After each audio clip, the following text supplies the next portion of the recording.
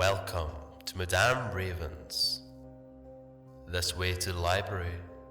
She's been expecting you.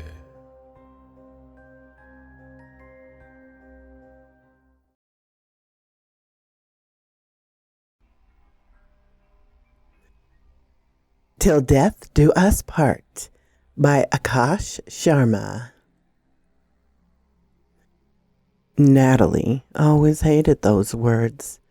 They made such a joyful occasion, a union of two people in love, sound morbid and utterly ominous.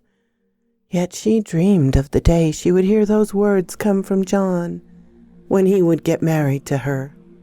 She, however, felt like it wasn't going to happen any time soon.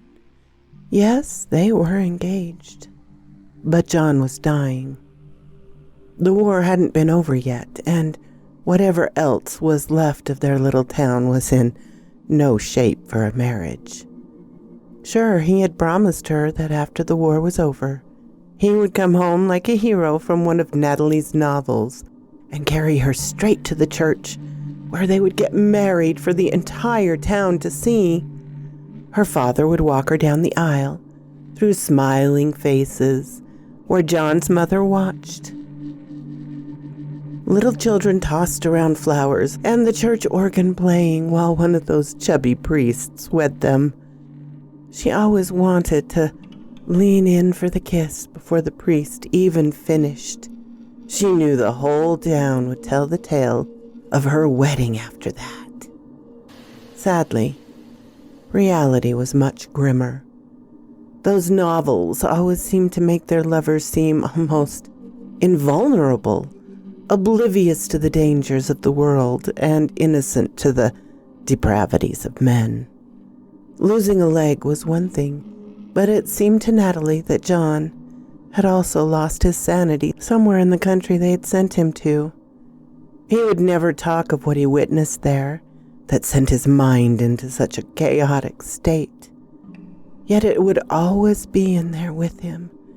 It was as if he was married to those horrible things he lived through, rather than this woman, the one he loved and promised his heart to. Their talk would be limited to him complaining about pain and sobs with incomprehensible confessions of a man at war. Natalie, you are the woman that I love with all of my heart. And when the time comes, I want you to do something for me. Please, do not refuse this favor, Natalie. It's the only thing I need. It's the only thing that will save me. Save us. He told her. Of course, anything. There's nothing I wouldn't do for you, she said, giving him warmth with her calloused hands, which were once tender and affectionate. There is something I want you to have. A box of wood that I found. I want you to open it when it is time, Natalie. I want you to open it and do nothing. But let it stay open. Please, Natalie. Trust me. Yes I would, she said with a sigh. She knew very well that there was no such box. John had rambled on about this box in certain periods, a shattered mind trying to put itself together. Do you know what I mean? By the right time? He asked, like he did many times before. I don't know. Please tell me, she replied with false enthusiasm, as the doctor had told her to do. He wasn't trained in the medicine of the mind. It was hard to find anyone who was. But the old man told her that the mind wants to believe what it needs to believe, and preventing it from doing so might collapse it. John tried to hold back tears, as he had many times before. I want you to kill me, Natalie. Please, I know we are about to get married, but I'm not strong enough. Things that I've seen just won't leave me alone. That would give me peace. Natalie, now tired of playing this little game for almost what she assumed was a whole month, just gave him a kiss on the forehead and tied a cloth around his head. You are sick, my love. Do not think such things. Sometimes she tried to imagine the things he must have seen, but she could never picture anything quite so maddening. Whatever it was, it must have been absolutely devastating. She had never seen someone act this way. She'd heard of other men who had come back from the ongoing war, leaving a part of themselves behind in the field. But neither her old father or her young brother got drafted to fight. Why was God so harsh with her? All she wanted was to be married to the man she loved, a man who would be a war hero, fighting gloriously for their country in this worldwide anarchy. It was the same thing every day. Go to the factory, work for 6 hours a day, then back home with her parents, then to John's place to care for him. His mother was too old to be caring for him on her own. It was him who was supposed to be caring for the poor lady. But time can be cruel. Natalie had made up her mind. She was tired of all the pretending, the facade of a normal life. Their love was anything but normal, and she was going to use the power of this love to bring John back to the man he once was. So what if he lost a leg? He would still be John, who, right now, he wasn't. Lord, give me strength. She prayed like the good Catholic she was raised to be.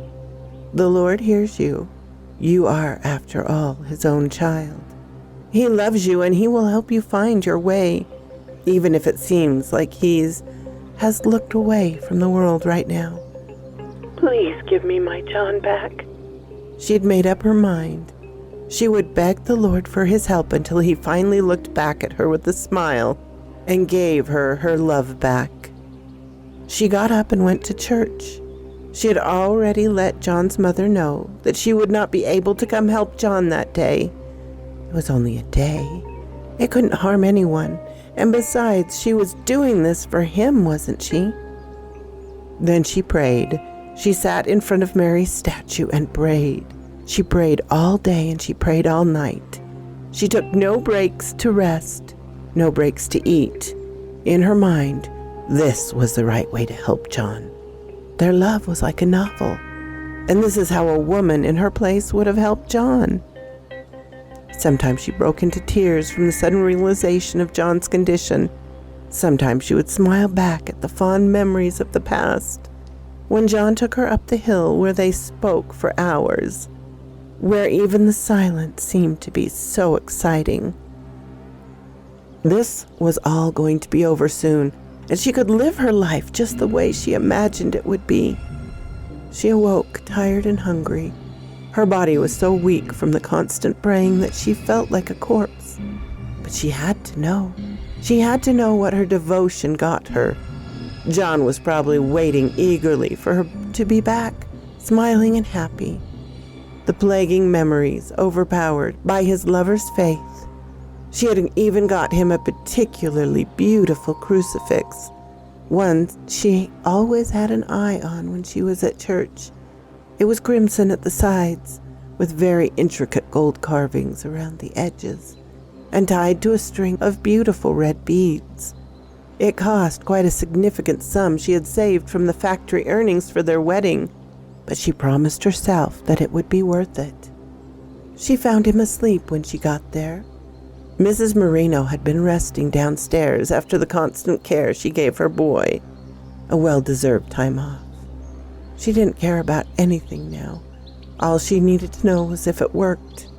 She bent over and kissed him on the forehead, like she had many times before.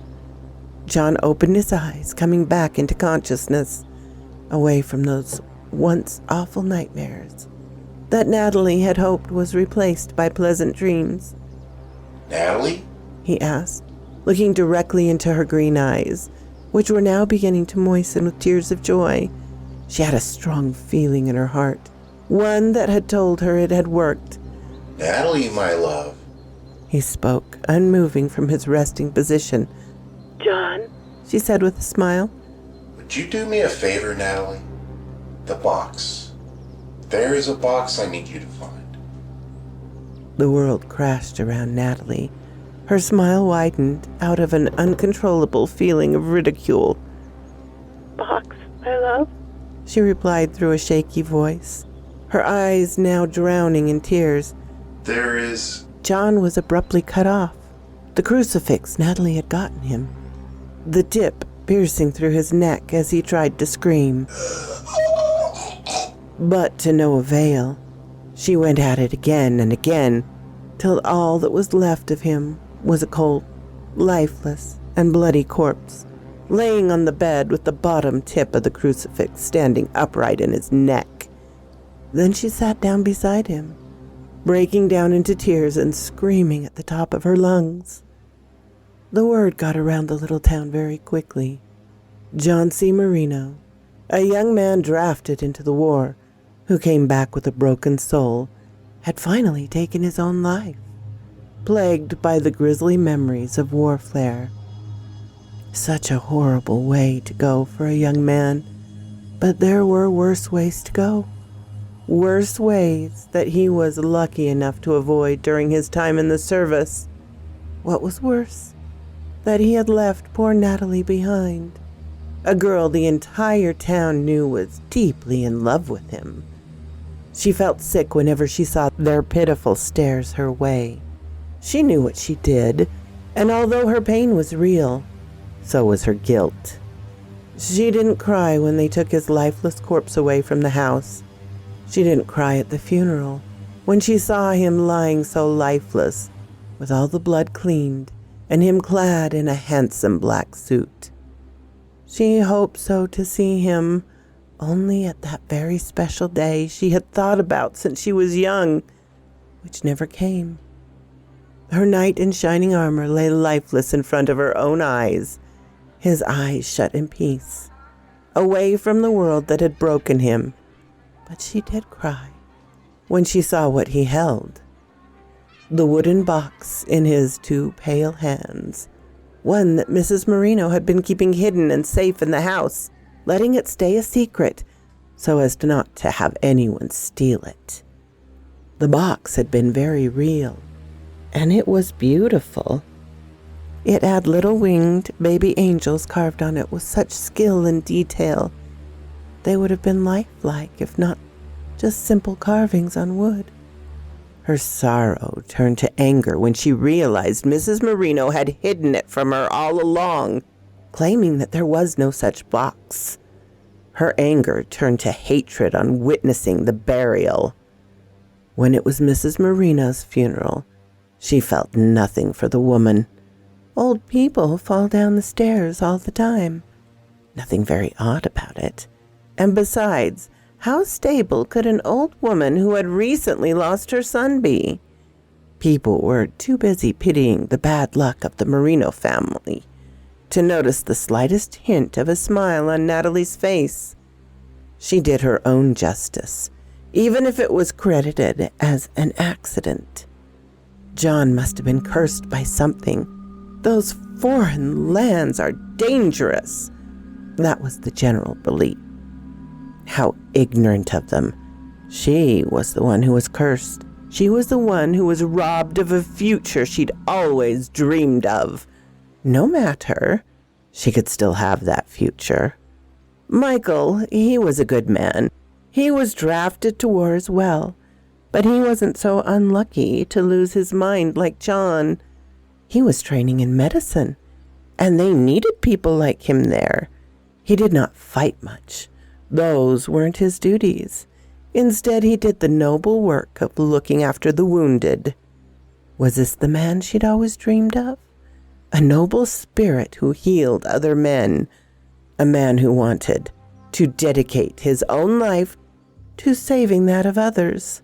A man whose work was to give other men hope at a time when it was needed most. Perhaps, when she lay in his arms at night, awaiting the morning sun for another day to spend together, She knew she was finally going to be happy and live the life she deserved. She had found her knight who'd never carried a weapon. It was a few years after the war had ended, and now the time was coming closer. They were to be married in a few days, and things had been busy ever since. Natalie kept going through a bunch of bridal wear. She was going to look like a princess.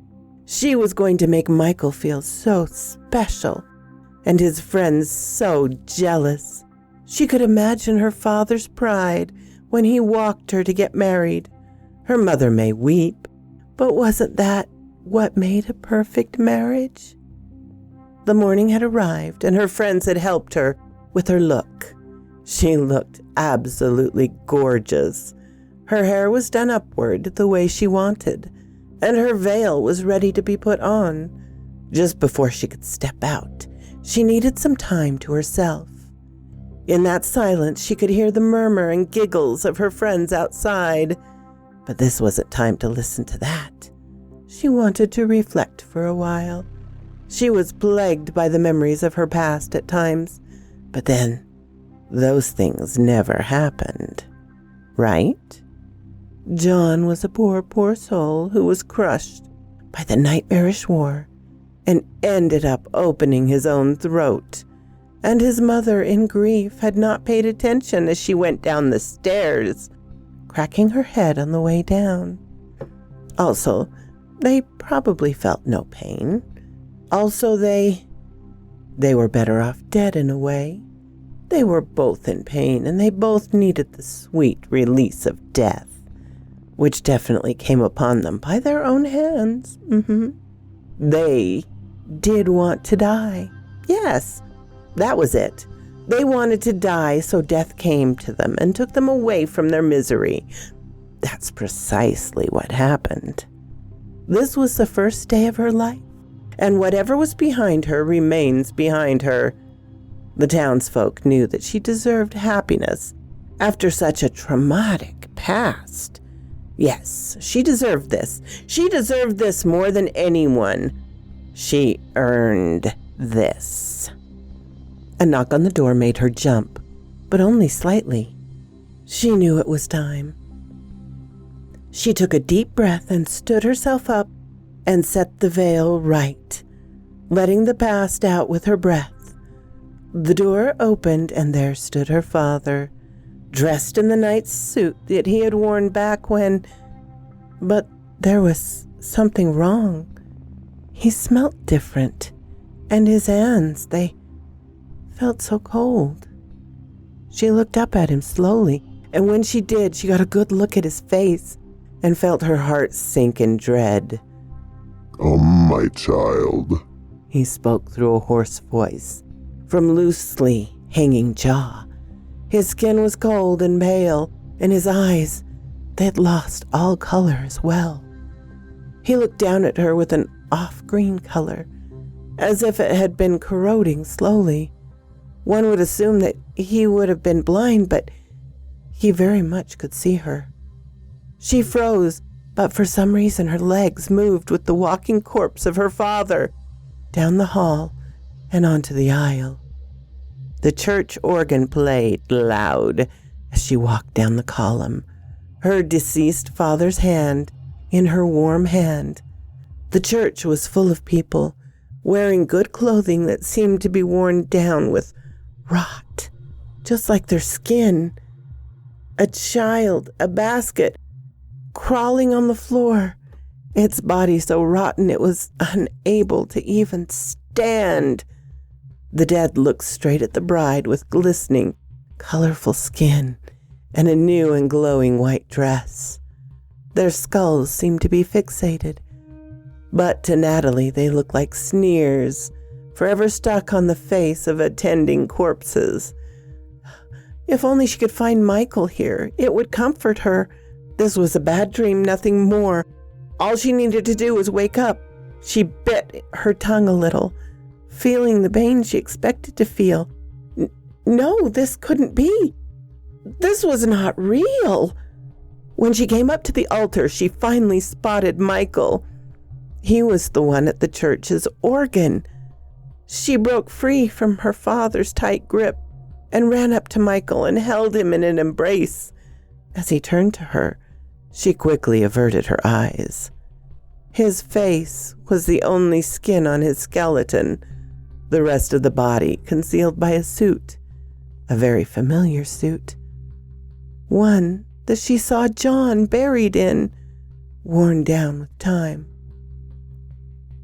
She grew pale in terror, realizing who the groom was, turning around to see the corpse of John wearing the suit that Michael was supposed to be wearing. There were certain patches of skin that appeared to be sewn into places where there appeared to once have been exposed bone, and she knew for a fact that those patches were made by the skin of the man she was supposed to marry. Isn't it perfect? Said John through a rotten voice, hoarse with time. It... Natalie looked around. Children tossing flowers around. People looking at her with smiles. Her father standing with a proud look on his face. Mrs. Marino sitting in the front row with a misshapen skull. It... Natalie said again, now a tear going down her eye. It's perfect, she said, smiling through tears. John smiled back, and the child walked forward, now carrying the basket with his teeth. It contained flower petals and a box, a lovely wooden box with baby angels carved on it. John held it to her and opened it. 2 rings made from a black stone and silver, something from a foreign land, far away. Natalie was so lost in the moment, she didn't even have to wait for the morbidly obese corpse of a priest, with his belly crawling with worms and other vermin of the dirt, standing behind them to tell them to kiss, to take each other in marriage. She leaned in for a kiss and felt his cold lips against hers as her skin began to slowly turn loose and fall apart, her soul sinking into the dirt below. So quoth this raven. A huge thank you to Eric Pug for helping me out on this.